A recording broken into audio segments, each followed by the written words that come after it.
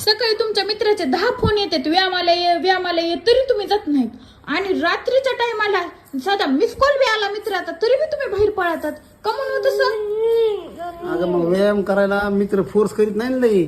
नुसतं म्हणतो व्यायाम करायचं आणि संध्याकाळी बसलं का माल मारायला इतका फोर्स करतो मित्र, तुला माझी शपथ आहे घ्यावाच लागेल.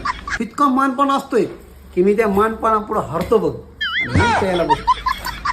असं आहे का? हा. तरी म्हणलं घोडं कुठं पेंड खातंय. म्हणजे सगळा मित्र दोष तुमच्या मित्राचाच आहे ह्याच्यामध्ये.